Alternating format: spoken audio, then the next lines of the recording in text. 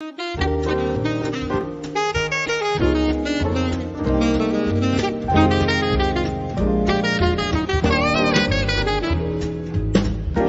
Portugal, there's a YouTube show full of fun facts you need to know. Carl rings the bell and the members show to the GMP morning show. Featured guests will come and they will blow your mind. The audience will do so in kind. The little vanity mixed with some insanity on the morning show with GMP.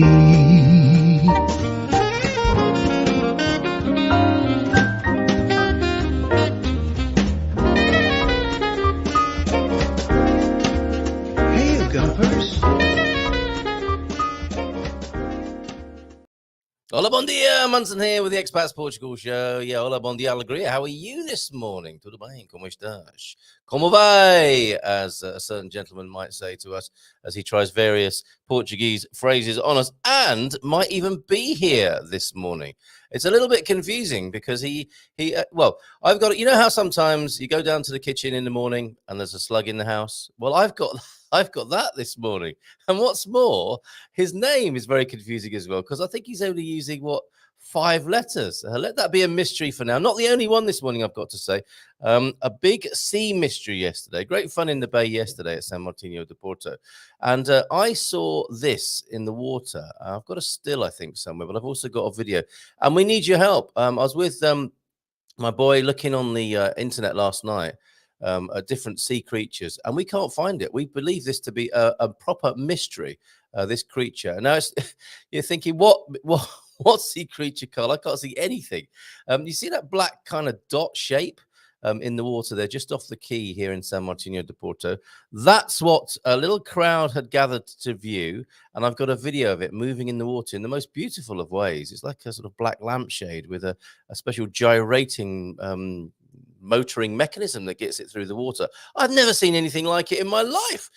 Quite extraordinary. And yes, and while we're talking about fun in the bay yesterday, guess who was in town? Goldilocks Tony, and a clue to my sidekick this morning. There you can see the bay in the background. What a strange, miserly day it was yesterday. Bit of rain and mist. Much the same this morning, actually. It still feels very humid. I wouldn't be surprised if humidity is in the 90s. And you can see who's American and who's British in that picture from the teeth, can't you? Look. That's me. That's me on the left, obviously. And look at those Hollywood smiles from both James and Tony there. Tony Goldilocks, fantastic. Great to hang out with you fellas yesterday. Earlier on, before Tony came to meet us, James and I having Hank's favourite tipple there, and a rather pensive gentleman. I didn't realise when I took the photograph there was a very pensive gentleman behind me, thinking about life and the universe, whilst me and James are just mucking about drinking Superboc. Well, it was a sublime and the ridiculous yesterday. A fantastic afternoon. So thank you very much, gentlemen. Tony, I don't know if you've managed to tune in this morning, but great to see you. And look at this. I hate it when this happens. You get talking and you miss the special. The special was Carne de Porco Alentejana yesterday at a very modest €9. And I was thinking, yes, that's what I'll have. That's fantastic. That's the pork and clams dish. And we know that Nelson, our mate there, that's his menu at Palmera. He's the clams are a bit of a speciality there. So when they're mixed up with the Alentejana pork there, a great dish. And I heard that terrible sound as a piece of chalk was struck through the special yesterday, meaning that I would be missing out on that. I had to make do with a prawn omelette, which wasn't too bad at all. Okay, while we're in the picture, Dick, don't forget tonight, if you're thinking of moving currency around, Spartan FX's Sarah will be with us on the webinar, the Portugal Calling webinar tonight from 7:30. Make sure you're there for that if you want to ask her any questions.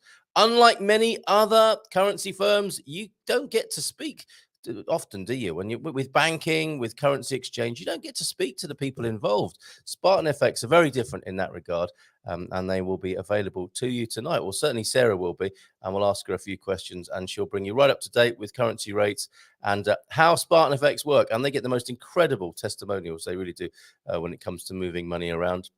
You can find them on our business directory, and you can talk to Sarah tonight at 7:30. So perhaps see you there later on. Let's have a look in those lovely comments of yours. Deagle first in this morning. Bon dia, Carl and Gumpers first in and first to hit the like button. Thank you very much, Deagle, for that. And God Squad tip of the day coming up. Got that one of those. And T-Duck is back. Isn't it great to see you, T-Duck? Yay! And a bit of this. Yes, stand by for some of that because T-Duck is back in the building, and as well as Moaz as well. What's Moaz saying this morning? Is he talking about wine again? I need someone to open my screw top bottles of wine. Is that the most exercise you're getting at the moment? Is the effort to open your bottles of wine? I think that's a little bit easier, isn't it, than the cork?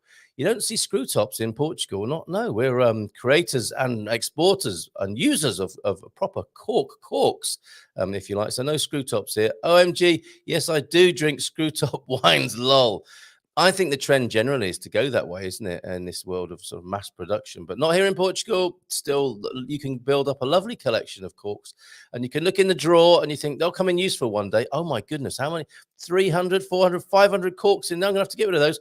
I don't want to, but I'm going to, shall I make a work of art? Yeah, that's a good thing, actually. Shall I make a hat with corks hanging from it? What else can you do? Throw it at a cat that is defecating in your raised bed. Uses for Portuguese corks, things you can't do with a screw top, things you can do with cork. Get those into the chat this morning as well. So great to see you back. Thank you, Moaz, for that. And great to see you back, T-Duck. Bon dia, alegria, Gumpers. Let's go straight in then with a deep thought of the day from the T-Duck. Deep thought of the day. I'm a great believer in luck, and I find the harder I work, the more I have of it. Yes, the harder you work, the luckier you get, I guess would be another way of saying that. Thomas Jefferson. Fantastic. Have we featured the words of Thomas Jefferson before now? I'm not sure. And a Portuguese saying of the day, then, to follow up on that. A sorte favorece aos audazes. Luck favors the bold. Fortune favors the brave. Loving that. That's a bit of a universal theme, isn't it? So let's go back to that God Squad tip of the day. Is it something to do with screw top bottles of wine? And is that actually the tip of the day? Make sure you drink lots of wine so your wrists get the exercise of opening screw top bottles. Probably not.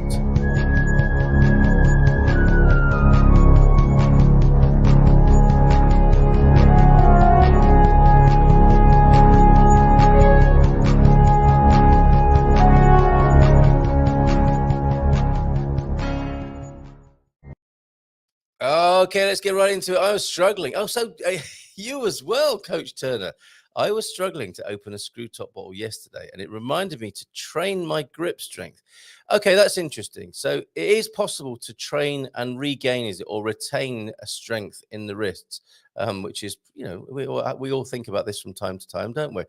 Find a squashy ball, and squeeze it hard several. Who doesn't like to find a squashy ball first thing in the morning and give it a good squeeze hard several times? Both hands, no cheating. So how do you do? Oh, I see. Not both hands at the same time, but okay. So keep that grip exercised and ready for when you need to, that really important moment when you need to open a bottle of wine in the evening. Fantastic. Did I see a message from Francis as well this morning? Thanks, Coach Turner, for that. I won't be around for first half of today's show, says Francis, but I thought I'd share. Maybe this can help. We had a drought 5 years ago. Okay, so drought talk here. And I put a vid together of water-saving tips. Maybe a feel-good Friday thing. Yeah, okay, we'll stick that in the pending tray for now, Francis. But if it's one of your videos, which I suspect it is, we'll definitely be playing it because your production quality is fantastic. You make a good video. So it is a bit long. Okay, well, we'll feature that. Yeah, maybe you're right. Maybe tomorrow. We will be talking to Frank in the Algarve, where I think possibly, am I right in thinking just because it's hot and it's the Algarve, that's the worst of the drought situation here in Portugal? Well, whether it is or whether it isn't, we will play Francis's drought video tomorrow. I know you also have to watch before posting. Hope you're good that side. We are good this side, thank you. And right back at you, igualmente there to you, Francis. And thank you for being so thoughtful and sharing that with us. Looking forward to seeing that, my friend. Okay, let's get in some dad jokes. It is confirmed. Oh, I just need to send a message. You know when you send messages to people and you're waiting for the 2 ticks on WhatsApp and they do not manifest? Well, that's what happened when I sent Vitor Costa, our man in the north, the link for the show last night. Then on Messenger this morning, no photo in this little dot to show me that he'd received and seen the message. However, and thank goodness, He will be with us from 9 o'clock this morning. I wasn't sure. And another special guest, in case you haven't guessed who it is yet. Keep on guessing. Yeah, I'm lucky I didn't, there's only one thing worse than finding a slug in your kitchen in the morning, and that's finding a sludgy mess underfoot as a slug explodes underneath the ball of your foot first thing in the morning. That didn't happen, thankfully. And he's lurking downstairs and may well be joining us on the screen this morning. We have a picture in from Philomena as well, just in hot off the press, but hot off the camera of Philomena Pascual, our sometime Feel Good Friday guest. What's this? A Serois de Gondramage. Maybe I will get the slug to pronounce those correctly, because he's making some very good progress with his Portuguese, so maybe he'll be able to help us with those two bits of publicity that Philomena has sent in recently. There is a Festival do Chorizo. Yeah, I think some of you might be interested in that. So let's get those pictures into the picture deck, and we'll share those when we've got a few more gentlemen on the screen this morning. Just warming up, though, just saying hello to everybody who's been good enough to join us this morning. Tell a friend to tell a friend. This is embarrassing. Well, I had to Google Seneca. Yes, not Senecot, which is very different. I mean, that's a way of getting the mind moving. It's Seneca. Senecot is for getting other things moving, isn't it? Okay. And the reason we're talking about Seneca is because luck is what happens when preparation meets opportunity, says the T-Duck this morning. Let's get into those dad jokes of yours this morning. Thank you very much, T-Duck, for those. Where is the warning? You can't do dad jokes without the warning. Here it is. Warning. Warning. Oh, I'm afraid so. Okay, let's see. Where are they? Something about silkworms this morning. Oh my word, they've disappeared into the pile of chat. That's not a very nice way of putting it, is it? A pile of chat. Be careful. There's a pile of chat over there. Talking of piles, my dog's not misbehaving on his walk. He's just renegotiating the terms of his leash. That is very good. Gets one of those and is very appropriate for young Jimmy Chew. My dogs were weird this morning, I've got to say, when I took them out for a walk. They changed. I walk Peggy Pooper on the right-hand side. She's starting to sound like a musical youth song. And then you've got Jimmy on the left. They swapped over at a certain point, and they kept stopping. And you think, this is annoying. And then you think to yourself, hold on a minute. Dogs are gifted with intuitive sensibilities and skills and gifts. What are they trying to tell me? I still don't know. Oh, and we've still got the sea monster. Is that an omen as well? Spooky goings on. If I had a little jingle, I would play it, but I don't, so I had to sing it for you. But suffice to say, spooky things happening. Two silkworms had a race. They ended up in a tie. Thank you very much. And my young son... Oh, yes, there is a certain tone this morning, isn't there? My young son asked me, where does poo come from? I was embarrassed, but tried to explain. He looked perplexed for a moment and asked, so where does Tigger come from? Thank you very much. Okay, bom dia todos, says Thunderduck. Y ótimo dia para estar vivo. Very good. I mean, he's got it all. He's a Renaissance man this morning. He's got jokes, he's got deep thoughts, he's got Portuguese sayings, and he has good words for us as well in Portuguese there, T-Duck. Great to have you back. It's so true about luck, says Moaz. You just need to work hard and you'll have it. Thank you, Moaz, for underlining and emphasizing that sentiment this morning.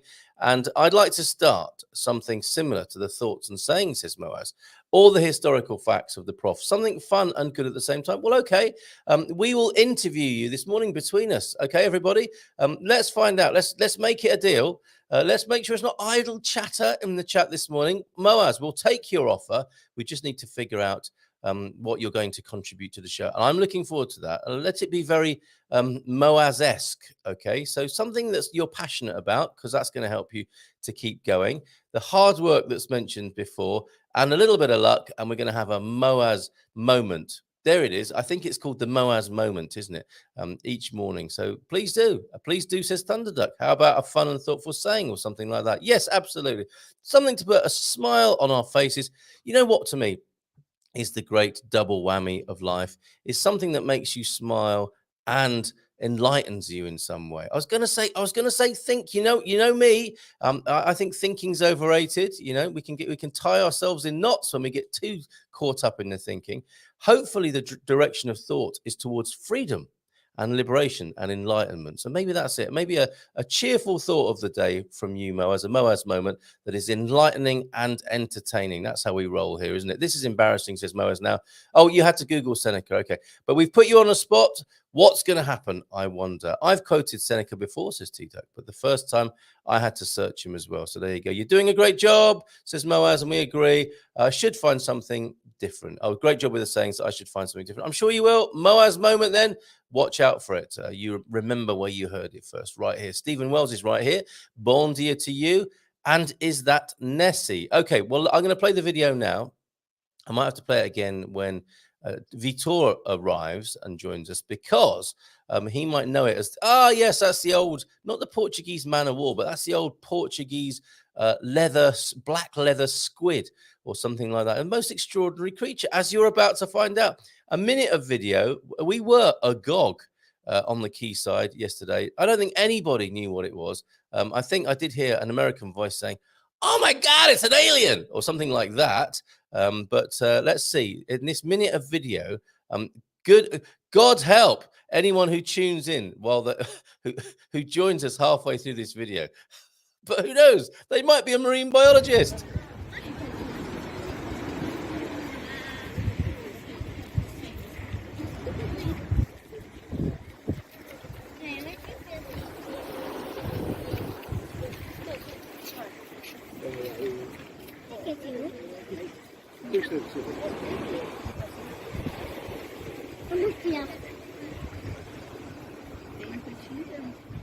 É o peculiar.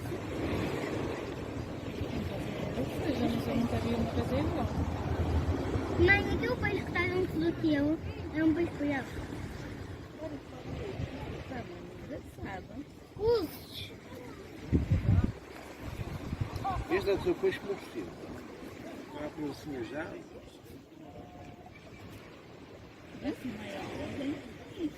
Mesmo. Tem um peixinho que vai à bola dele, olha. Ei, pá, que foi meu garfo. What was it? What was that thing? And I'm glad I didn't ask Nelson, because it would have been on here, wouldn't it? A few hours later, it would have been the lulas negro con patatas fritas or something later on that menu. But what was that thing in the water? I've never seen anything like it. I mean, it had a jellyfish kind of motion to it, did it not? You know, Portuguese man of war, possibly. But it was more like a squid or a cuttlefish. I don't know. I really don't know. And there was a white part of it, a creamy white part of it in the middle, which looked like its abdomen or body, which was about egg-sized. So please, if you know what that is, do put us out of our misery and let us know. Oh, Lee McGrady might know. I think Lee McGrady's in this morning, so he might be able to tell us what that is. Okay, more comments, more greetings. Gemini Bradshaw is here, everybody. Morning, Gemini. How are you? Good morning, everyone. And it's not the turd fish. It's not the famous, only to be seen in UK turd fish. No, I don't think so. Good guess. Where are the Gumpers today? Only 10 people in the chat. Yeah, what's going on? Come on. Send those WhatsApp messages around. What's up? Come on, get out of bed. Well, at least, you don't have to get out of bed. Just open up the laptop and start tapping away and send us a message. But good guess, Stephen. Thank you. Pete, do you know what that was? Ian, surely there are other ways of grip training, possibly, rather than bottle tops. No, Pete, no. Lee McGrady, good morning, people. How are you this morning, Lee? And hold on a minute. That's somebody, that's not even me, is it? Bon dia, Gumpers. Feliz ainda todos. Did you miss me? Who is that? As Expats Portugal. That's weird. It wasn't me this morning. Julian Bradley is here. Good day all from Australia, I think, possibly. Morning, Julian. Great to see more of you just recently. I moved some dollars into euros yesterday at 99 cents. So does that mean we're beyond parity, man? Are we beyond parity in Porto now when it comes to currency? Interesting times for dollar holders. Pete, I have to read these, don't I, before I should know better by now. But Pete's saying to Stephen, there's been no water monitoring in the UK for over a decade. What? The difference between the water in Portugal and the UK is chalk and cheese. And I'm not going to read the last bit of that. Maybe that's the guide with Pete's comments, is not to read the last sentence, because he's working his way towards some filth generally, or certainly some dodgy double entendre. Okay, but okay, this is the slug in the kitchen. I got a slug in my kitchen. What am I gonna do? A bit disoriented this morning. Stepped on a train yesterday and somehow ended up in San Martino de Porto. Change the name on your comments. Slug. If you, I don't know, maybe you can't do that. There you are in the other studio B this morning. Morning, all. Great picks, Carl. Hi to James and Tony. Yeah, if you weren't in to see that earlier on, I was just saying, you know, who's British, who's American? Just look at the teeth. As Austin Powers once pointed out, I think. Oh, mine are being hidden, but you know who's who in that picture. Thank you, Collie, for that comment there. Andy, Bayrada Andy is in. By Andy, super day out in Porto yesterday. So you went with our advice to go to Porto, or we were urging you to go Porto way, weren't you? Porto, and you thought you might have spotted Hank. What made you think that? I wonder, Porky Feet Andy. I think screw top wine is illegal in Portugal. Well, I'm not unhappy about that, I've got to say. The trend is cork, and it is an eco-friendly product. We will harvest in 2 years. There, cork oaks. Stick to corked wines, please. Oh, message from Portugal to the rest of the world, Deborah P. Yes, okay, so I was asking for suggestions what to do with those 300 corks that you have in a drawer somewhere. Hold on a minute, let me just take that photo off the screen there. Not that it's not a great photo, but we are moving on now. Yeah, so what to do with all those hundreds of corks that you save, thinking that you'll be able to do something with them one of these days? Make a bulletin board out of those corks. Yeah, you get a frame, don't you? And you get some hot glue and you lay all of those corks together, and you got yourself a bulletin board that smells of wine, like everything else in your house, like your clothes and your carpet. Bon dia a todos from Antonio F is here. Good morning to you. Bon dia, good to you. Okay, now I am on a completely unfamiliar setup. Some of my brilliance might be somewhat diminished today. Excuses. It could have the opposite effect. We'll see you soon. Hank was stuck indoors yesterday working, but we'll be out today as we have reservations at Shama. What is Shama? Como se llama Shama? There. What is that? Sorry for not understanding that acronym abbreviation there. Good to see someone covering the slug trails. Oh, no, hold on a minute. No, I'm not sure I should read that, Pete, but thank you. I think others can enjoy that and let that stay safely in the chat there. Okay, you got it now, I think, slug in the kitchen. Finding half a slug in a sandwich is pretty bad. Yeah, that's true. Better than a slug in your bed unexpectedly. Okay, let's bring him onto the screen now, shall we? Let's find out if he had a nice time in the bay yesterday. There he is, the slug that was in the kitchen earlier on today. How are you, James? Fantastic. I feel like I've never been on a keyboard before. Have we really kind of thrown you there with a new set? I can't find all the special marks. Anyway, it's I see. A whole new experience. So the way you've done James there, that was meant to be a capital J rather than, I thought it was some kind of street typing, you know, where you've got you're poking out your tongue and you're refusing to use capital letters. It's my tag. Oh, it's your tag. Very good. I like it. It's a whole lot easier to read the names you put up on there. So how did you enjoy your afternoon in San Martino de Porto? Wasn't it great meeting Tony? It was wonderful. Being able to spend so much time with you and then having Tony join us was really amazing. And we strolled around the town, didn't we? Strange weather, though, wasn't it? I mean, do you get this in Ericeira, this kind of miserly, misty sort of day when it's meant to be a blazing hot summer's day? Yes, and in Santa Cruz, California, so it's quite familiar to me. Okay. I think in my experience, I just chalked it up to a fairly typical coastal summer day. Yeah, it just happens sometimes. Yep. Okay, if you're wondering, hold on a minute, isn't that the guy who's usually on a Monday morning?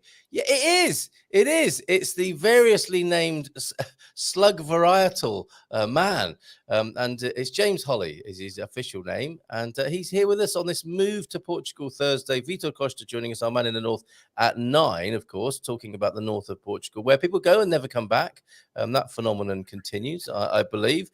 And James moved from California in the last year to Ericeira. So we've got lots to talk about this morning. And if you have any questions about the north of Portugal or moving to Ericeira, it's quite niche, isn't it? Moving to Ericeira from California, or your experience, I guess, moving from America as an American, you can ask away in the chat and the comments this morning. And is there anything else you wanted to bring to our attention, James? Any insights about Portuguese culture from our talk yesterday? Not from yesterday. It's almost daily. Great success yesterday. I managed to navigate my way from my home on the public transportation, on the bus, to the train, transfer the train, and I did all of that in Portuguese. I can't vouch for how that Portuguese came out and sounded, but I got answers from people that got me here. So I was rather proud of being able to, I'm in the stage now where I can actually construct sentences with the vocabulary I have. That felt really nice. A bit of a milestone there whilst you were using the public transport and specifically trains. How was it for somebody who's coming to Portugal, living in Lisbon or similar around Lisbon and wanting to venture out? How do you find that? And how was it getting to San Martino de Porto on the train? I did what I do when I do anything new, especially around transportation, and I do a lot of research before, so I make sure I know what I'm doing. I also have the amazing benefit of having a Portuguese family member where I live who helps me sort through stuff that gets confusing because she's already familiar with the stuff. Yeah. And then like I actually wrote down what it was I needed to say to the bus driver, because anytime I go to an unfamiliar location, I don't know where to get off the bus. Yeah. So I have to communicate that to the driver, and he understood what I said in Portuguese, said something back to me in Portuguese that I didn't understand. Right. He's pulling away on the bus, and he pulls out the bus schedule while he's driving, and the bus schedule, the print is like that big. So he's looking down. He's got, I don't know. It's like he puts his finger up and he shifts, and he puts his finger up and he shifts, and I'm thinking, no, you just drive. I don't need you to locate. Yes, okay. Please just drive. Please just tell me when to get off the bus. I couldn't say any of that, so ultimately I just said, should I sit here? And I pointed to the seat, and he said, yeah. And I said, okay. So I just sat in the front seat next to him, and when we got where I needed to be, he said, it's here. Yeah. The rest of the day was kind of like that, just putting phrases and sentences together to ask the questions I needed to ask. Like, what platform do I need to be on to get on the train? And do I have to get off this train to make a transfer? Does this just carry on to the next place? Things like that are all new. And it all worked. So yeah, it was actually kind of a fun adventure. Great. And it really sounds to me like your Portuguese has turned a corner. Not just single words of vocabulary, but stringing them together. Not only that, but putting yourself in daunting and unfamiliar situations. I mean, that is a baptism of fire, isn't it? I mean, being on public transport where you might miss stops, you might miss trains, that added heat and pressure sounds like it helps a bit as well. Well, yeah, it's I forget who it was that said that the best way to learn a language is to behave as if your life depended on it. Yes. And this isn't quite that, but there's the pressure of I need to know, and if they don't speak English, how am I going to get the information I need? Yeah. And the thing. Most people in my experience, most Portuguese people in my experience, and it happened many, many times yesterday, anytime I spoke Portuguese, there's smiles, and it's not like smiles like, what an idiot, it's not that. It's smiles like, oh, look at him go, good try. Yeah. You botched it completely, but I kind of get what you want, whatever. But there's smiles for the effort. Yeah. And the only person that did not do that was the conductor on the train, because there are a couple of questions I need to formulate, like, is this the train that goes to, things like that. He wanted my ID when I got on the train, so I didn't understand what he said to me, and it was clear to him that I spoke English, but I said, I think I know what he wants, so I got the code for my ticket to show him, and he didn't even look at that. And he said, no. And then he said something else. And he said something else. And he said, ID. And I went, oh, okay. So I handed him my ID. It's like, okay. And he handed it back. And then I asked another question. He said, no, or C. I mean, I don't know if he was grumpy or just didn't want to be bothered. Anyway, it was the first time I ran into anybody. I mean, in 10 months in Portugal, one human being who seemed agitated that I was struggling to communicate with him. Yeah. Well, that's not a bad hit rate, is it? Not at all. And he wasn't angry or mad or aggressive at all. He just was very short, like he didn't want to be bothered.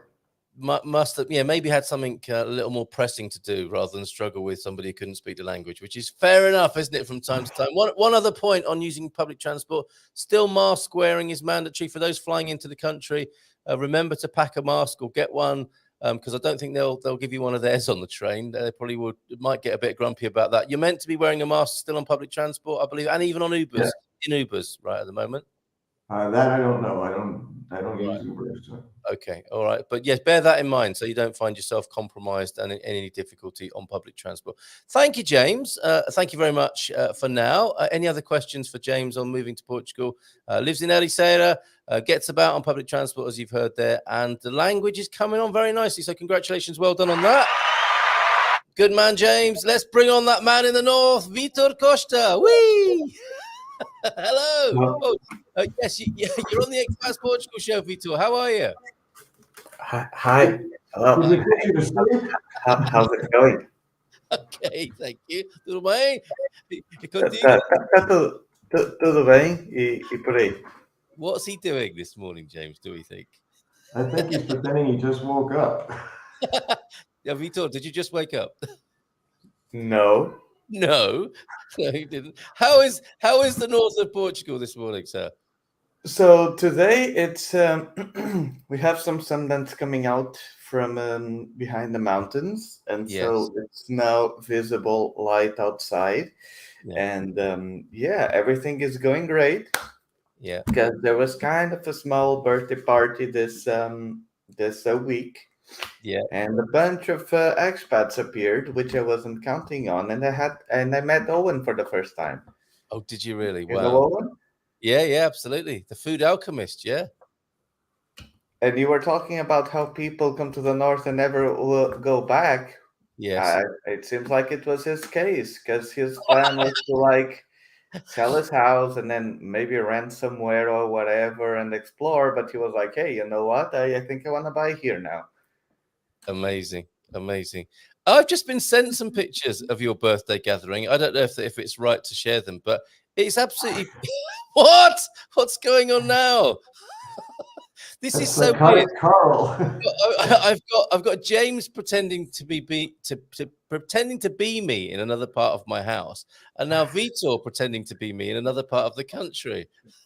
Vitor, come on! I never do that. I was going to say I'm too professional. That wouldn't be true, but I'm not that unprofessional there. Vitor, parabéns a você. Belated birthday best to you. Come on, everybody in the chat. Let's send lots of birthday love to our best friend in the North Vitor Costa. It was beautiful. The pictures I'm seeing, it looked like a scene from The Godfather, but in a very good way. You know, like how Italian families are out on a long table, many generations, friends, passers-by joining in, eating lovely food. Is that how you celebrate a birthday in northern Portugal traditionally? Is it kind of new hybrid thing going on? It's kind of like, at least it's what our family usually does. You know, we go to someone's house and we have a big meal. Sometimes it can last a whole day. Yes. This case, it was just a dinner. Okay. What did you eat? Can I pry and ask you what you were eating? What did we eat? Because James is a big fan of Portuguese food. He'll want to know. Picanha. You know what picanha is? Yes, I do. No, I don't actually. I've heard of it, but I don't actually. Now I think of it. I don't know. It's kind of like thinly sliced portions of cow meat, I believe, and then it's like sizzled on a hot stone, and then it gets served with rice and black beans. Ooh, a sizzling on a hot stone. You do that at home, do you? Yes. I mean, on this case, I didn't see it being made. It was my mother-in-law that did it. Yeah. But my dad has like a small portable thing you actually put in the middle of the table. Yeah. It has, two stones, and it has Yes. like fire underneath, so it gets really hot. And then you just lay the meat in there, and then you cook it, flip it, and then you serve it. Oh my word. And Okay. as you're eating, you're making more. That sounds very social, convivial, and much fun. Is it okay to show just the one picture of your birthday course, gathering? I mean, of course. okay, it looks so lovely. The light up there in northern Portugal. I mean, we have this, don't we? We have lovely light around Portugal. And there is a resonance with California often made, and I think it's partly to do with the light, the sunlight, and the way that well, you'll see from this photo what I'm talking about. What a beautiful scene. There you are. That phrase comes to mind. Don't build a wall, build a longer table. And you did that. And I can see those rock and rollers, those legends, Bob and Viv, in that picture. And this lovely long table, many generations, I think, there. And you're sat there with this beautiful view. And what you've got vineyards beyond in the distance there? Vineyards. I mean, my father-in-law's vineyards are to the right of the picture. You can see them. Wow, it's beautiful. Because everything else, like there on the left, is Ponte de Lima. Yeah, kind of. Yes, superb. Like from this place, you can see all the way to Ponte de Lima and to Viana do Castelo. Oh man, that's your back garden, is it, or one of them? My mother-in-law's, my parents-in-law. Your parents-in-law. That is beautiful. And look at the light. Look at the light that's blessing that table as well there. Fantastic. Thank you very much for letting us share that intimate moment. And a very happy birthday to you. Thank you very much. Oh, and this was not this time, but look at the gift my parents gave me a few months ago. Oh, I see. Okay. That's right. A Mercedes keychain. Keychain, yes. Not the car. The keychain. No, not the car, the keychain. Okay, excellent. It's that's brilliant. Talking of which, how's business? What's going on up there in the north of Portugal on the property scene? It's going really, really great. We've had to reformulate our business so many times at this point because things keep growing, keep expanding, and we're having to constantly figure out new, different, and better ways of serving our clients and making things make sense to us. You know what I mean? Yes. Because so on the one hand, we had to review our fee structure because the way we are doing, we could not handle all of the people who were helping us, but also we are also creating lots of partnerships with professionals and teams and all of that. So our goal now is really to provide an option to any kind of client, right? So we have our basic pack, which is the cheapest. If you just need help with getting a rental or whatever, then it will be this much. Yeah. But we're also, and we have some tiers, right? If you want more services, we offer a little bit more. But the other thing that I'm now planning on and thinking about is doing a kind of mega package, where it would be like 5,000 or 6,000 or whatever or more. But that one will include us hiring lawyers and transportation and everything. So essentially, instead of doing some things with us, referring some things to other people, hey, we take care of all of it. Okay. But it will obviously be a higher fee than most others. Yes. Okay. One-stop shop. Gonna work really well. Hold on a minute. This is what Expats Portugal do. Hey, coming on here with your mega package, but it sounds great. It sounds like you're in a constant cycle of innovation there, responding to the demand. So is there no sign of that letting up? Not at the moment. I am aware that maybe the governments are going to mess up sometime in the future and things are going to get tricky. But for now, no, you can't say things like that. What do you mean? What is this? I don't know. I mean, it's the government. Who knows what they're going to do next, right? Yeah, you're right. All right, but That, that's not based on anything apart from a no, healthy no, no, no, no, a no. healthy. It's just kind of like, so everything seems to be going well. I don't see any times of stopping. In fact, I had a meeting with a lawyer the other day, Yeah. and there's this digital nomad visa that they are Yes. working on. They're still not too sure on the law, so some things are still going back and forth. But that will be another interesting one. Yeah. And but the reality is, I don't know. They may decide, like what happened a few months ago, where a lot of people were making a bank account in Millennium, right? Yes. Yes.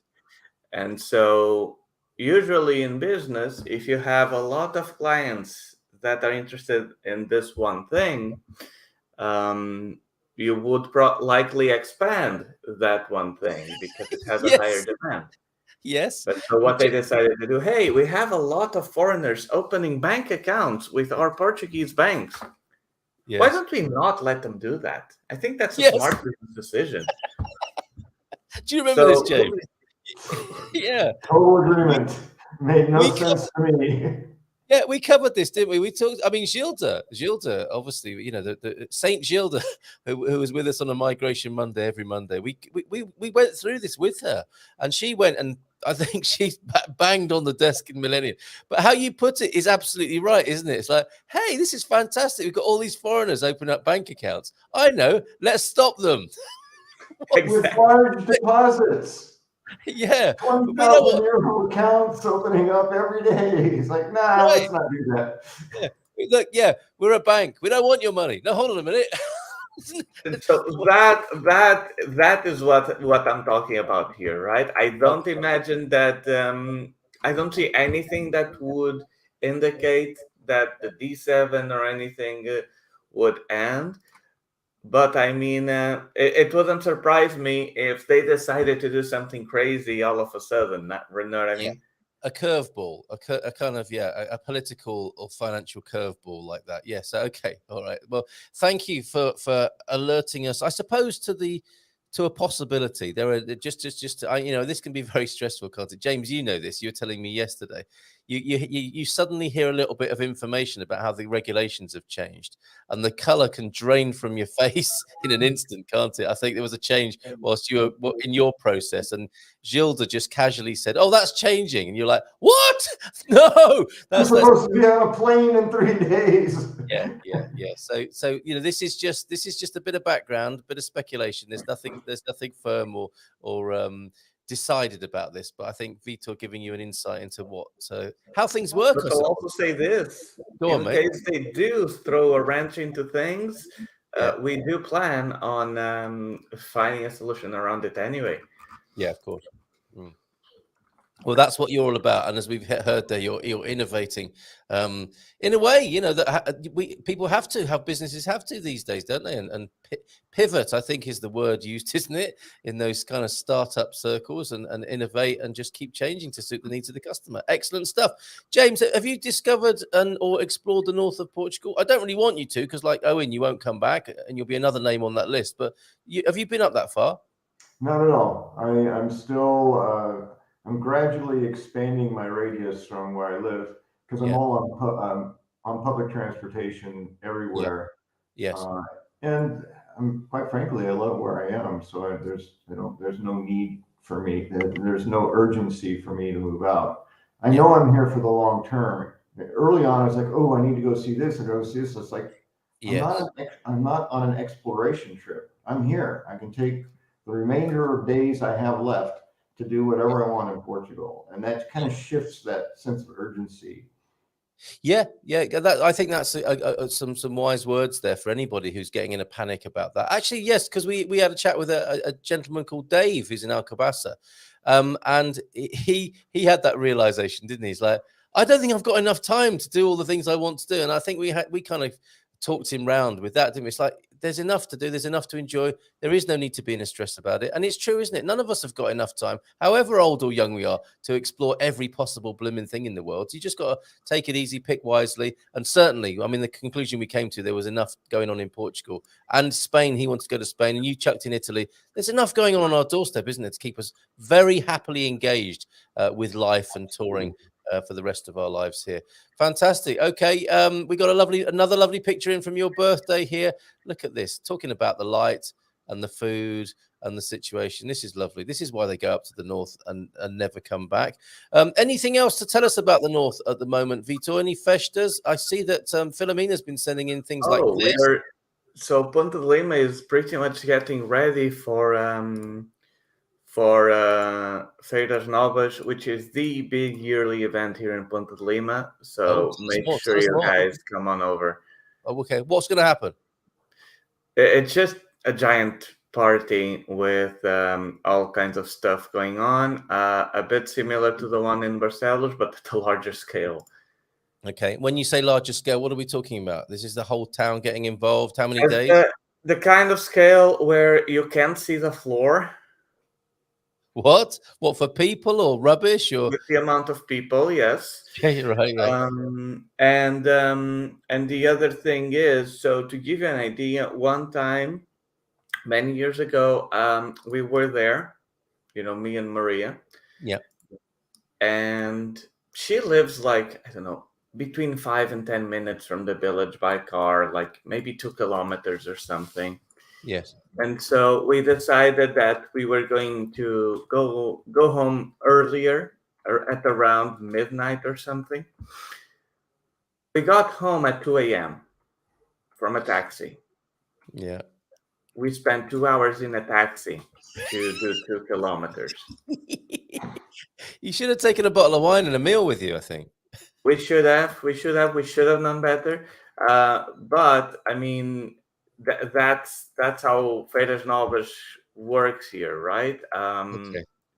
It's a giant party. Everybody comes along, and you have concerts. You have roller coasters. You have pão com chouriço e queijo stands, which is like this bread that's made right there, wrapped around chouriço and cheese. Yes. It's fantastic. Okay, that's a speciality. Okay, I found a website for this. People might, saying that you've got the rest of your life to travel around the Iberian Peninsula and Europe and have fun. That is true, but this looks like a bit of a once a year, not once in a lifetime, but certainly a once in a year event. I'm going to actually bring it onto the screen. It's 13 days time. It's going to be happening in the north of Portugal. This looks pretty extraordinary to me. That speciality is bread and cheese and ham all wrapped up together and warm, presumably. I'm not sure if it's a specialty, but it's like almost every party here have it, and that's what we always go for. Okay. But it's so they actually make that kind of bread there. They still have the raw dough, and then they flatten it. They put chouriço, really big chouriço, and then the cheese, and then they wrap the whole thing, sort of like a calzone, I guess, but without the sauce. Just wrapped, and then it goes to the oven, and then they serve it, and then you burn yourself because that's very, very hot, but it's really good. Yes, here we go. Here's some posters. These are every day has its own poster, does it? I don't know, but it's from the 7th to the 12th of September. It looks like a lot of fun. That overhead shot there, that drone shot of people having fun by the river, showing you, well, it's translating it simultaneously, isn't it? It's Feiras Novas. I mean, what was the Feiras Velhas like? Why is this the new festival? Why is this the new holiday? What happened? That is a great question. But as an aside, so it's called Feiras Novas. Yeah. Plural. When I was a kid, we had a supermarket in Braga called Feira Nova. Okay. That doesn't solve the mystery for me, though. But I'm glad to have discovered. Me neither. No, but I'm not sure exactly. Not sure if. I really don't know. No, that's fair enough. That's fair enough. And your headline is history there. Okay, the headliners for the final evening. Then this is often a big sort of finale climax, isn't it? But I can't see any big names there, probably because I'm not looking in the right place. But there will be bands, right? There will be bands and music, and probably partying until 5 a.m. Correct. Well, it's Portugal. That's what it's hard being. This is something we discovered with Gilda. She said it's hard being Portuguese in August.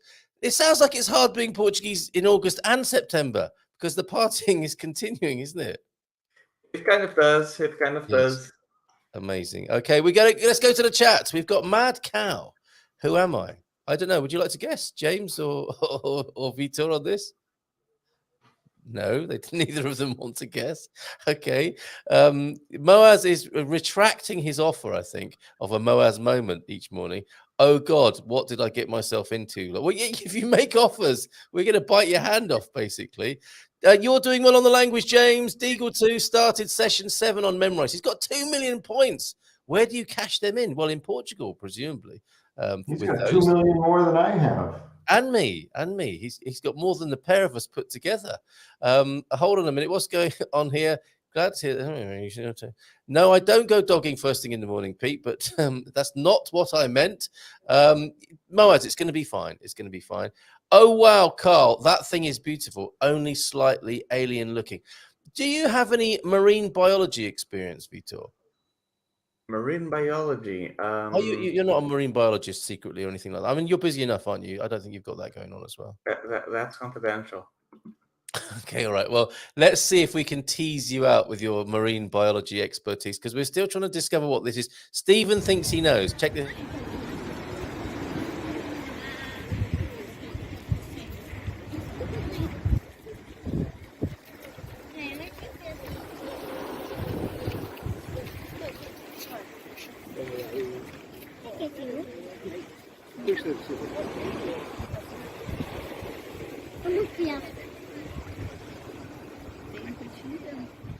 É o peculiar.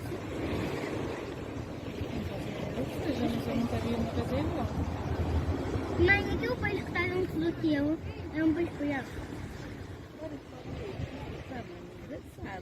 Usos. Este deve ser o peixe morrecido. Não é para assim já?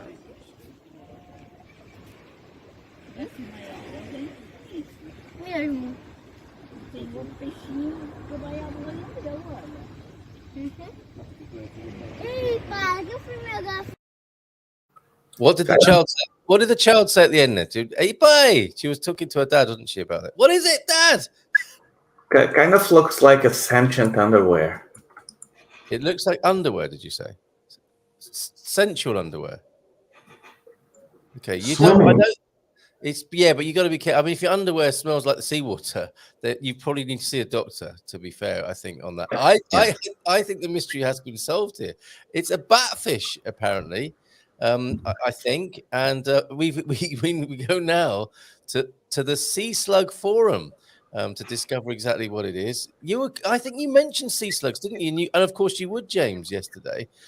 We have Stephen, who's been working busily behind the scenes, show research. Everyone's getting a job this morning. Sea Slug Forum. It is a thing. Dear Sea Slug Forum, can you tell us what this is? And I've been. What's this? Can you help identify the following? Seen on our travels, I've been told by a fisherman neighbor that it is a sea slug. So yes, James, you're right. And a relative of yours, and have arrived at your site after some unsuccessful searches, Southwest France. And yes, a bit out of its territory. Say that again. It's a bit out of its territory if it's from Southwest France. Yeah, right. Well, maybe it's a kind of general European thing, or yes, it is way off course. Your sea bat is indeed a sea slug, or more particularly a sea hare. Most probably the Aplysia fasciata. Have a look at my reply to Hans. Oh, anyway, so it gets a bit specialist, but thank you very much. Batfish or sea hare or sea slug, but that kind of thing there. So thankfully, a mystery solved. And as I said earlier on, I think if Nelson had seen it, it would have ended up on his menu, probably with a few chips by the side of it at the Palmera Cafe. So, Vitor, what else have you got to tell us about the north and property? What's going on in the north of Portugal? Now, we've got the fair.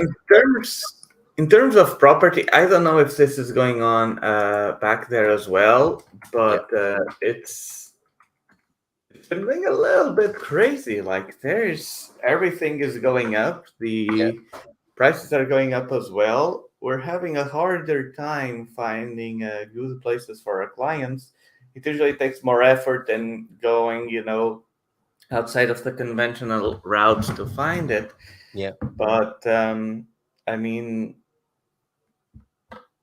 But no, see, Vitor, no one can believe this, right? Because when you travel around Portugal countryside, Portuguese cities, there are hundreds, thousands of properties. On the face of it, and you look online, there seem to be quite a few as well. But then when it comes down to the nitty gritty, why is it so difficult? What's the problem here? again, I think it has to do with the real estate culture. Because there's still very much this culture of wanting to get as much as you can for yourself and not having to pay someone if you can avoid it. What I mean by this is like when it comes to real estate contracts, for example, listing contracts. What people usually go to is, okay, I want to hire you to sell my house and do the listing and all of these things, but they don't want to pay for it if they can avoid There's it. your problem. Okay. Means let's do a non-exclusive agreement so that if we find the seller, then we don't have to pay you. And of course, this leads to all kinds of nonsense, right? Yes. Namely that since most agents accept the non-exclusive agreements on their listings, then they will think, hey, then if it's a non-exclusive, that means that he can hire someone else. And if he does, I won't sell, and I want to sell. So what usually happens is a bunch of things. So the first one is you'll rarely get accurate information on the listing because the agent doesn't want to share it, because the more information they do share, the likelihood is that another agent knows where that is and steals the client from you, right? Yeah. And then the other thing is that they're like, hey, then why should I go through all of the extra effort if I may not sell it? Yes. And then you have other cases of, okay, the potential buyer knows it's non-exclusive and goes and does a visit and I'll think about it. And then they'll try and contact the owner directly and see if they can make a private deal. And then since it is a non-exclusive agreement, the owners will also list their own properties as they themselves selling. So it's just pure chaos. And so everybody's more focused on trying to either get as much money as possible for themselves or pay as least money as possible to other people. And so since they're all focusing so much on that, you see a lot of things for sale, but a lot of it isn't actually in a good selling position, either price-wise or in terms of preparation. I've seen very weird things. The weirdest was like 2 weeks ago, 1 or 2 weeks ago. We were in Braga. We went to take a look at a 3-bedroom apartment. In terms of size, I mean, it was really nice. Okay, it was large. It was cool. The living room had like a curved wall in the back, so that was really interesting. The property itself, the size, it had elevator, had all of these things. It was overseen kind of like a highway, a block down, but that's fine. But the thing that confused me is that the property itself was in a very bad state. It was probably built 30 or 40 years ago, and it doesn't seem like it had any substantial renovations or work done to it. You still had some like wires that came from one wall, and then they would go above door frames and stuff, and they were still loose. That basically plugged into an extra wall socket that the previous tenants maybe used or something. And in some bedrooms you had like 3 wall plugs and all of them were different from each other, and they were asking for 730 euros, which is close to what I've seen 2-bedroom apartments that were fully renovated being asked for. Now, the two things that sadden me the most and confuse me the most about this are that, one, they did invest in new appliances. So Yeah. the oven, the stove, the fridge, and the clothes washer, they were all brand new, still wrapped up, and all of these things. Yes. And secondly, it was an investment fund. So an investment fund, they invested in the appliances, but they didn't even get someone to take care. Like, it had rotting cabinets that were just had like the shelf just held on by 2 screws in the corners that was almost flipping sideways. I don't understand. Okay, so this is 750,000, and it's not looking very well No, presented. it was a rental, 730. Oh, I beg your pardon. Okay, No. 730. Oh, so okay, so in Braga, but an investment fund. What I hear there with investment fund is a bit of a feeding frenzy. People are waking up to the fact that there is a massive demand, and they're chucking money at it, and they're trying to get the rentals going into the rental market in this way, in quite a shabby and poor way. So you weren't impressed by that. What's the solution then? I mean, James, why don't you come in here, because you said this sounds a little bit familiar to you? Yeah, being a little snide, this money grabbing approach of making as much money as you can and spending as little as you want just sounds like an American approach to money. So, Right. Yes. And was that the basis of your surprise then, Vitor? Would you agree? Is this what we're seeing now? Kind of. I mean, I think the maybe the intent is similar, but the actions are different. Like, for instance, when they're in America, whenever I talk to clients and people that sell their home, so their way of getting as much money as they possibly can tends to be, hey, we want to sell our home, so let's renovate the whole thing, paint it, take care of it, make it like as good as possible so we can ask the highest amount as we can.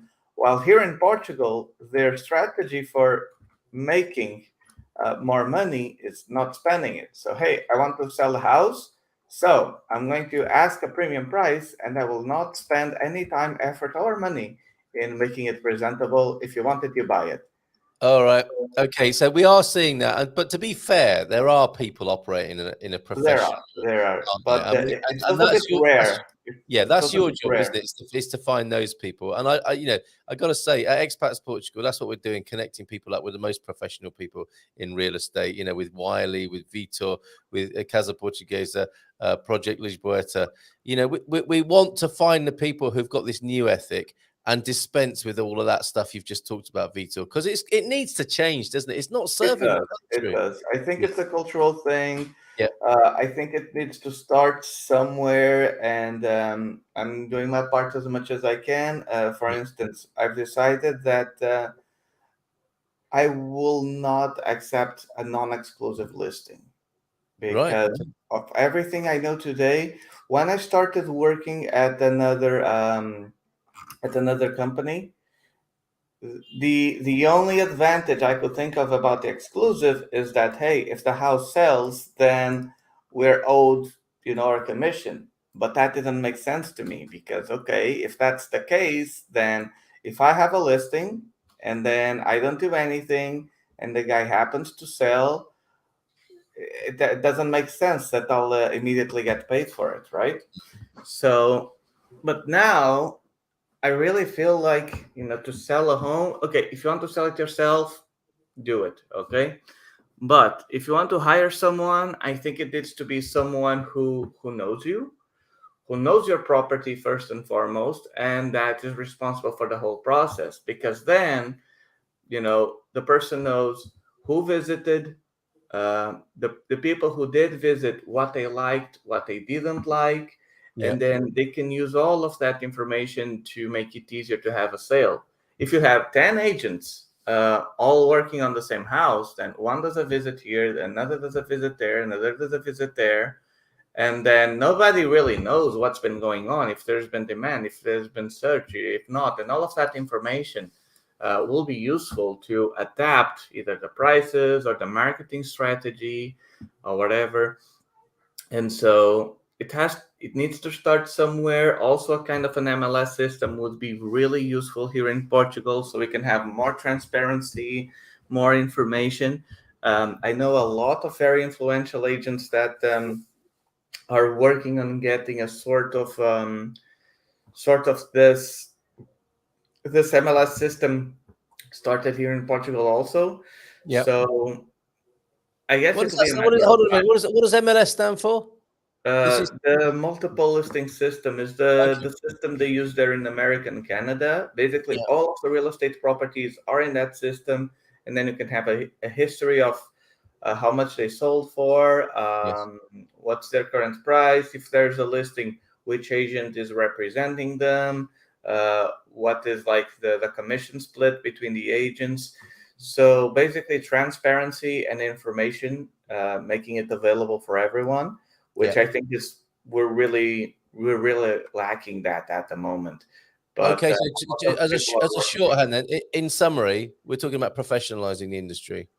Yes. And but it also needs to be a change on the propriety owners' mindset as well, because they still have that mindset of not all of them obviously, and I know some great ones, but an above average amount still has this mindset of spending as little as possible and trying to keep as much as they can for them. And I want you to work for me and find a buyer and whatever, but they don't want to pay you if I find a buyer, so that way I can save some money.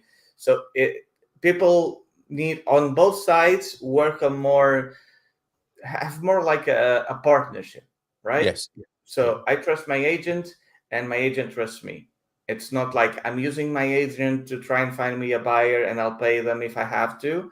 Or, hey, I have this listing because if I sell it, I'll make, some money, but I don't trust the owner because he might sell behind my back, which actually I've spoken to many agents who told me something like this. Hey, Vitor, we can go on a visit, but keep an eye out on your clients because I don't trust our seller. And our seller might try and talk to your buyers directly and see if they can make a deal on their own. And I'm like, what a weird business we're running here. Indeed, that is unholy and needs to change. And thank goodness you're changing it. And obviously a really good reason to engage with the buyer's agent.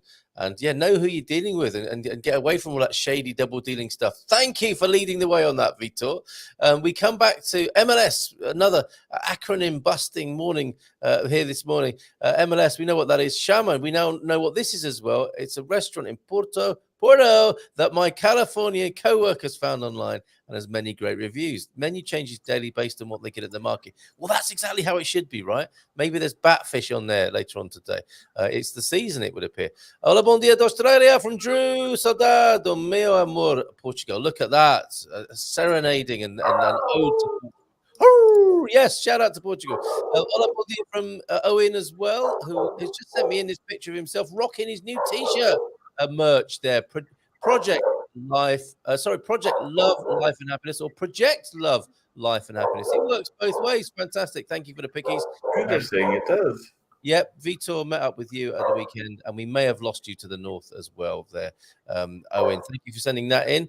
Back in the US, this crazy island. Oh, Ubi's back in the US now. He was talking about picanha, saying that the best picanha is not even in Portugal. Let's see.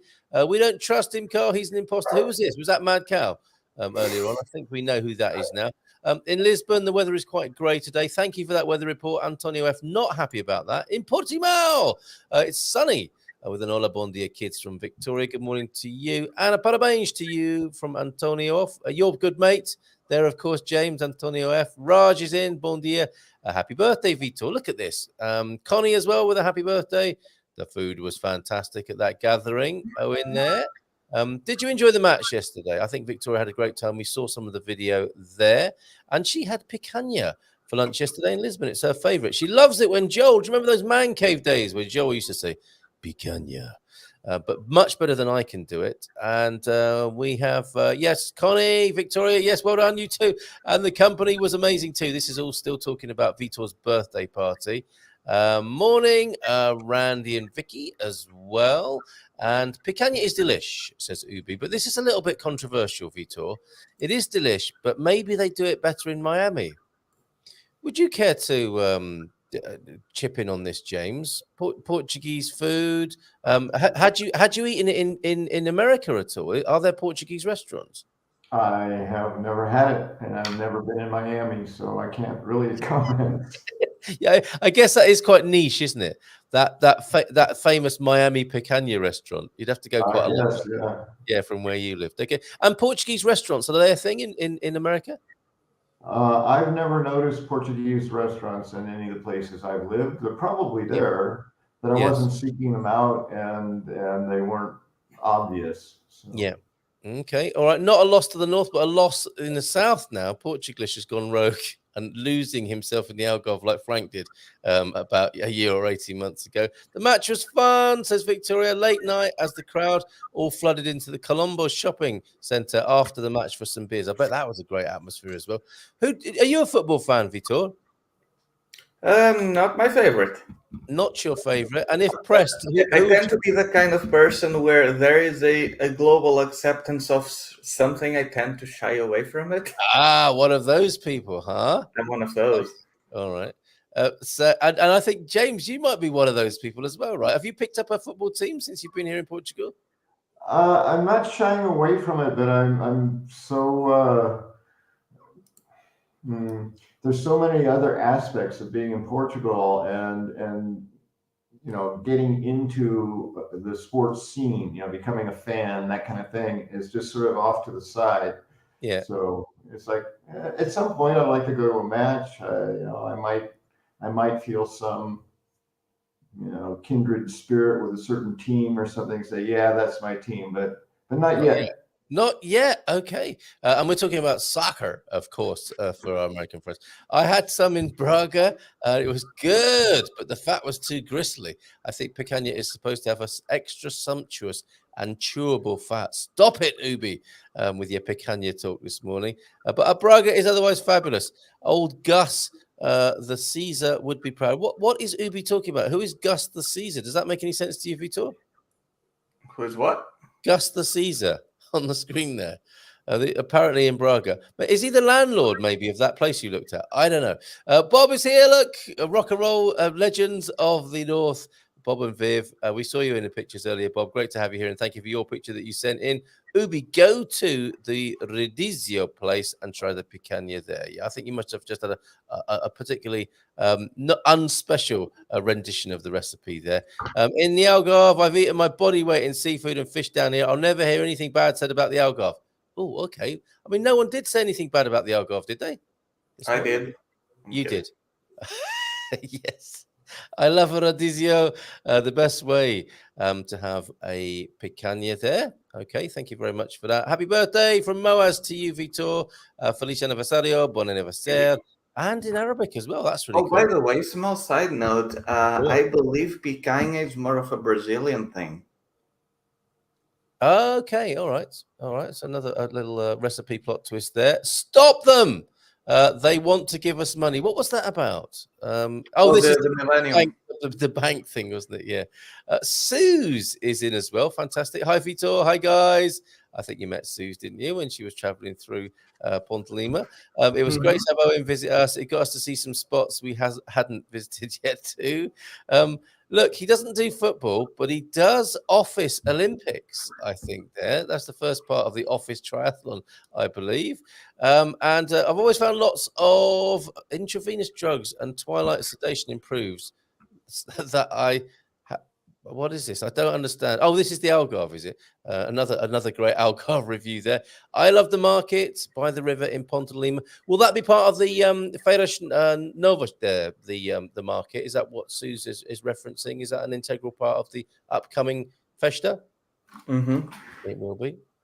Okay. And we went to the Festa do Barret in Alcochete and went to my first bullfight. Okay, the controversial subject of bullfighting in Portugal. Which we may or may not have something to say about. The spectacle was incredible, and what skill was combined with artistry. James, do you have a view on bullfighting? Yeah, I'm not a fan. Okay. Would you go out of a sort of a respect for the culture and to make your own mind up on that? You would give it no pressure on any level to. I understand it's a cultural, historical thing. It's not my thing. Killing of animals. I guess I'm somewhat divided on that because I do eat some meat, but it just having an animal cornered and then attacking it with many human beings until it slowly dies is not my idea of a good time. Yeah. So I wouldn't have anything to do with that. Is that though how it is in Portugal, Vitor? I'm not expecting you to be a spokesman for the Portuguese bullfighting industry or sport, so to speak. But is it gory and bloody, and is the animal killed, or is it a different approach in Portugal? Honestly, I've never been to one. I've only seen it on TV or things of that nature. Yeah. And also here in Ponte de Lima, there is an event called Vaca das Cordas, which means like cow of the ropes. Yeah. Where they basically, they say the tradition is, the cow starts at the main church in the village. Yes. Then they give it wine or something, and then they just, they have ropes loosely tied around its neck so people can kind of control it. Yes. And then they walk with the cow all around the town and through the river and stuff, and people start egging the cow on, right? But I've never been there actually, and it doesn't feel like my idea of a good time either. Okay, so football, no. Bullfighting, no. So far this morning. Okay, I'm also not a fan of American rodeo. Just not my thing, I guess. Yes. Yeah. Okay. It's just I don't know whether Nuno wanted to be a professional bullfighter or a professional football player at the age of 19. I guess that mystery will also be revealed this morning. Good morning from João F, everybody, and I really mean everybody this morning. And another birthday greeting from João F as well for you, Vitor. Sarah's in this morning. How are you doing? Late but here. Great to see you. Any more questions for the north of Portugal, about the north of Portugal, or for an American moving here to Portugal? We've got about 12 minutes to go on the show this morning. And gentlemen, if there's anything I've neglected to ask you that you wanted to include, that you're sitting on your hands wishing I would ask you, or that you could wishing you could get off your chest, you can chip in here. Rata do Mar, I don't know what that is, if that's another recipe or another bullfighting venue, not sure. Sentient undies, I think. Okay, so those are a special kind of. That's a new kind of marine lingerie that we featured earlier on. Looks like a turtle. It tastes like a turtle. It probably is a turtle then. In that case, hola Bob from Owen, and bon dia Owen from Pete. So you're up north. Have you got a flat cap and a whippet? Okay, north-south stereotypes. This is what goes on in the north of the UK, Vitor. What is the standard, if there is such a thing, or stereotypical outfit of a northern Portuguese person? You mean right now or historically? Both. Okay, if it's then you're going to find us a picture, aren't you? I think. Yes. I literally do not know how to describe it otherwise. Right. Well, you can share the screen. I'll carry on with the comments while you're researching that. Oh yeah, I can share. I don't think, Pete, to be fair, it probably has a hat involved in it, but I don't think it's a flat cap. And if it's a dog, it's not going to be a whippet. It's going to be a more of a sheep herding mountain dog. Yeah, there we go. Okay, all right. So what have we got here? So this would be the traditional clothes people would use, like in the fields. And then there's the rancho folkloric, which is like the folklore dancing groups. Yeah. That they make these outfits so that they keep the tradition and they remember how things were back then. Yes, excellent. Okay, and the mod that's beautiful, isn't it? With the nice waistcoats there as well. Suitable for working and dancing, and you know you've got a good outfit when it's suitable for working and dancing. Oh, this is Braga. Okay, that's great. And what's it called? This is it's called rancho. Rancho. Okay, all right. Rancho. Rancho. And the modern outfit would what be a baseball cap, a Quicksilver t-shirt, and some. It's like something like this, I guess. Okay. This was clothes in one Feiras Novas. Yes. And the other thing about Feiras Novas is that they have so this is the mascot. Oh, lovely. And sometimes they have these like these little things for the ladies. Yes. They also have these hats. And around here in Ponte de Lima, you often see like people with these straw hats, like in the back of their cars or something. And then everybody takes them to Feiras Novas because it's like the outfit there. Okay, so there you go. The answer to your question, not flat caps and whippets there, Pete. Okay, last few comments this morning as well. Surely all is fair in love and business. I don't know. I don't think we've got enough time to discuss that right now, but that could be a special at some point. Probably best not to mix the two. I think that's a perennial piece of wisdom. That approach to money seems oddly familiar. That was you earlier on, wasn't it? And I think we've got lots of chat and comments to go through. The change in the property scene here, I think, sadly reminiscent of where you've come from, James, for you there. Zay is short for Jose. This was an interesting thing that happened to us yesterday, James, wasn't it? We were sat in a cafe and a young gentleman came and joined us. It turns out he was Zay Pedro, and you were asking me what his name was. This is what happened. Zay, obviously Vitor will know this, but Zay is short for Jose. You took the words right out of my mouth. So Zay, Jose just gets shortened to Zay, doesn't it, here in Portugal? That was for you, Vitor. The what? Jose gets shortened to Zay. Yes. Zay. Zay. Okay. Zay. Not Zay. Okay. Thank you very much. Depends on the evil dentist. Not sure what that's about there. And Ubi says, I talked with a realtor about a great property on the hill, renovated and listed on Idealista. It was already sold. He basically steered me to a new construction. So is that something to watch out for as well in this real estate business? Is leaving up sold houses just as a lure, if you like, and bait to bring people into the shop? Okay, on that case, there are two things that can happen there. Right. One of them is it could be that some people can decide, hey, you know what, we're going to keep the property here, so we have more people calling us, and then we're like, oh, that one is sold. But what happens a bit more often, I believe, is that since we don't have an MLS, which is the official like real estate platform, what we have is a bunch of third-party websites. And so typically a real estate agency, let's say we get a listing, and then we put it on our kind of private platform or whatever, and then it gets sent to all of the websites. But the thing is, when the house is sold, so sometimes agents forget to remove it from all of the websites because sometimes you post in like 30 or more. But other times is that some of these websites, they have this thing which is like, it takes a week or sometimes a month for them to actually remove the listing. And so it can become very confusing indeed. Okay. All right. Question for you. Thank you for that. And Ubi, sorry, that was your experience there. Vitor, can you clarify the importance of having a renewable lease in a rental contract? I mean,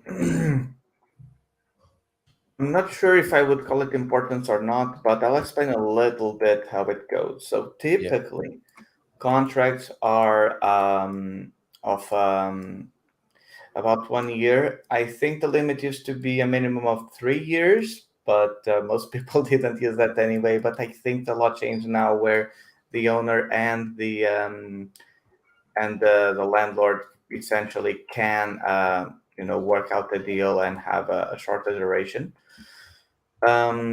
So it's typically 1 year, and then it's renewable for another year or whatever, sometimes 3 years, 1 year renewable, so on and so forth. The thing, though, is that the landlord can send you a 4-month notice before the end of the lease saying they don't want to renew. Mm-hmm. So it really has to do with negotiation. Like my goal whenever I'm negotiating something with anybody, I always want them to feel as good with us as I possibly can. Because if in the future anything happens, or if we need to negotiate something or anything along those lines, it will be a lot easier to deal with someone who had a past good experience with us, instead of someone I'm trying to blame or accuse or whatever, or force to lower prices or terms or anything of that nature. Okay. All right. Thank you for that clarification. Thanks for the question, Bob. Completely understandable that realtors want to stay clear of the nonsense of older houses, ruins, and non-exclusive listings. Yeah, I guess I get that. Back to Picanha. Oh, and yes, for Pete's responding to you there, Ubi, that rules out about 80% of the Portuguese property market. Okay. I've had lots of Picanha in the States, usually in a Brazilian rodizio, but we do have an update on that from Joao F. And it was a bon dia from you, Wendy, earlier on. I saw you, Wendy. With your bon dia there. Great to have you along with us this morning, Wendy. And Vitor, another question for you. But before we go there, Joao says picanha is not a Portuguese dish. It is an imported thing from Brazil that became trendy about 30 years ago. Thank you for that. Vitor, for you, from Pedro Martins, who uses the MLS in California, I think. How are the prices on land up in the Minho? It seems that they are appreciating in value very quickly. What's going on in the Minho, Vitor? Yeah, so land is not the thing we've dealt with the most, but the last time we checked, I think close to Vila Nova de Cerveira, which is close to Spain, building could be about 70 to 100 euros a square meter, I think. If it's farmland, I've seen some farmland go as low as like 7 or 10. But this one in specific was about a year ago. So yeah, the thing about land is that the more things get built, the less there is to build. Okay, but what about this Minho then? What is the Minho for people who don't know, and why the sudden interest, do you think? Oh, right. The Minho is like this region where we live. Braga, Right. Ponte de Lima, it's like this top left area of Portugal. That is the Minho region. That is but again, I mean, there's so much that's going on now that's affecting prices. The huge inflation and the things that they've been working on, and scarcity is being driven. People are panicking a little bit more, and so that also can affect prices. Oh man, so much going on. Just part of that northern phenomenon, the Minho. Thank you for that question, Pedro. Joao's got to go and do some medical exams. Well, is he having them, or is he actually offering them? And we didn't know. I don't know. So if you've got a prostate examination that needs doing, he might be the guy. It'd be good to be in sort of friendly hands, wouldn't it? So to speak on that. Okay. While I'm the first to trash Miami. Oh, Ubi, you really can't beat it for steak and beef in general. The best steaks in Picanha. He tried to trash Miami, but he couldn't. He needs to talk about the steak and beef there. The best steaks in Picanha are often from food trucks and neighborhood Cuban diners. Very interesting. James, the Bulls don't get killed in Portugal. Perhaps a reason why you should go. You just got should on there, my friend. I'm like James, says Moaz. I respect the cultural, historical connection, but I don't want to attend the event. Ubi says, Augustus Caesar, famous Italian back in that one. Okay, you should have said. In the US, they magic underwear in Utah. I don't know what that means. I'm not He sure. added have, so they have magic underwear. But I don't think I want to know what magic underwear is. Neither. No, can't wait to see the North in October. Wendy, I think you tuned in especially for Vitor. What should be on Wendy's list? Key towns, please, Vitor.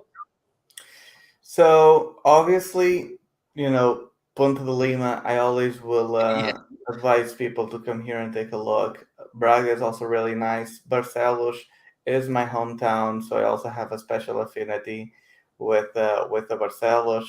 So what else? Viana do Castelo is also really interesting because it's kind of this unusual feeling that it feels like somebody took, a village, a rural area, a city, a sea town, and a mountain town, and they just mashed everything together.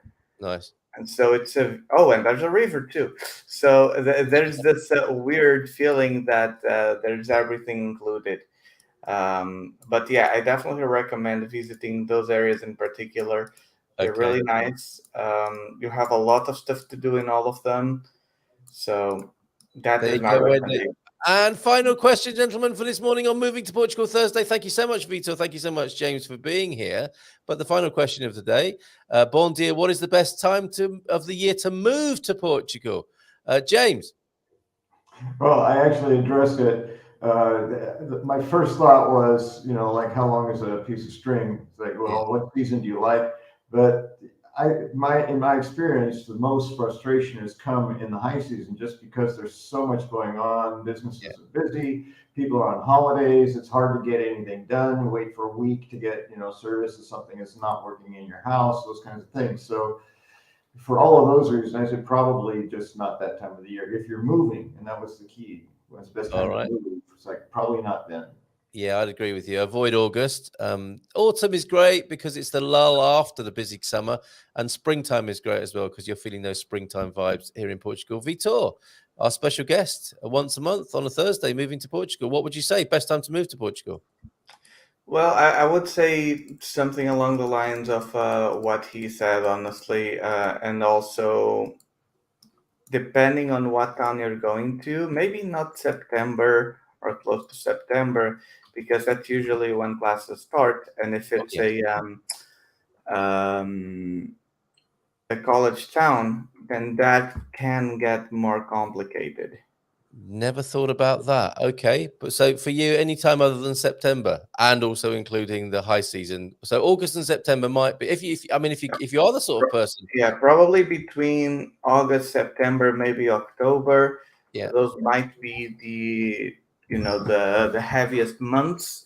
Yes. But I mean, you can still find great places all the time. And if you plan on buying, then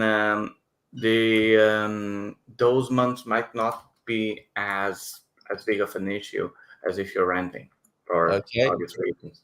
Thank you very much, Vitor. Thank you very much, James. If you are moving to Portugal, buying a house, and you need to move big amounts of money around, come talk to Spartan FX on the Portugal call tonight at 7:30. Come and talk to Sarah, and we will quiz her. She'll be available to you to answer all your questions. You like Spartan, don't you, James? Absolutely, love them. A big fan. I've been sitting on this ever since you said people move to the north and they don't come back. Then I saw Vitor on the screen. I said, maybe the makings for a good thriller movie. Yeah, which we just call it. They went. Like a sweet, affable guy, but people are disappearing in the north. They went. That's right. And a great. I see you, James. I see you. Yes, but it's Vitor's top suspect at the moment. There are many small towns and cities we continue to discover as we catch concerts, all at 10 o'clock, but worth it. So remember to factor those in, Wendy, as well. Please do. And yeah, you're not going to get much from the Algarve, apparently. Says, I think, was it something that Stephen said? Because their connection won't be good enough. So you won't be expecting or hearing anything too bad from the Algarve because they can't get a good enough connection. Before maybe him. Yes. Okay. All right. Thank you, gentlemen, so much. We will see you in the morning with the Algarve legend, who is Frank. Thanks, James. Thank you, Vitor. Ciao. Bye-bye.